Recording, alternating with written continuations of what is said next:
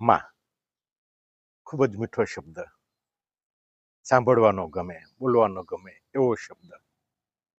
માં માં ઉપર ઘણી બધી કહેવતો છે, ઘણી બધી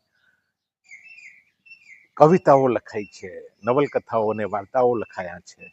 મારા વાલા ભાઈઓ અને બહેનો, મે મહિનો આપણા બધા જ માટે ખૂબ જ મહત્વનો, અગત્યનો અને પ્રિય મહિનો છે.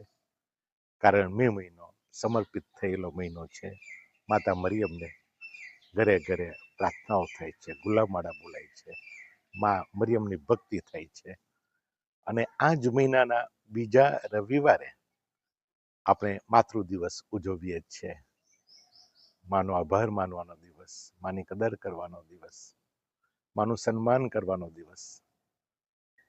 મારા વાલા ભાઈઓ અને બહેનો, માં શબ્દ સાંભળતા જ ઘણા બધા અનુભવો આપણા મનમાં ઉભરાય છે, ઘણી બધી ઉર્મિઓ છલકાય છે, આપણે ભાવુક બની જઈએ છીએ.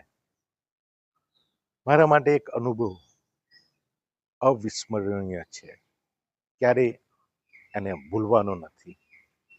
માનો આ દુનિયામાં છેલ્લો દિવસ એ 17મી જાન્યુઆરી હતી અને એ દિવસે મારે નોવેનાના પહેલા દિવસે વડોદરા ખાતે મિસ માટે જવાનું હતું. માને કહ્યું, માં આજે હું ખૂબ મોટી દ્વિધામાં છું, મારે તારી પાસે બેસવું છે, તારી સાથે રહેવું છે અને આજે નોવેનાના પહેલા દિવસે મારે વડોદરા પણ જવાનું છે, શું કરું?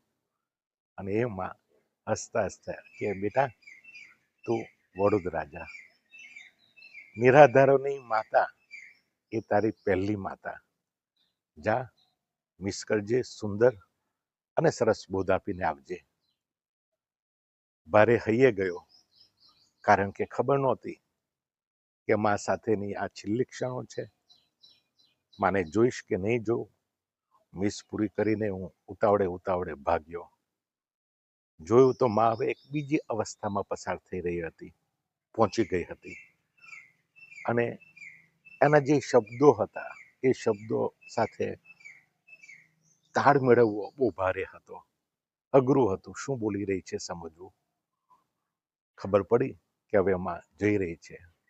માને કહ્યું કે માં મિસ જોઈએ છે, અને એણે ડોકું હલાવ્યું. એ સમય દરમિયાન એણે બોલવાનું બંધ કર્યું ને ભક્તિ ભાવથી આખી પરમ પૂજામાં ભાગ લીધો.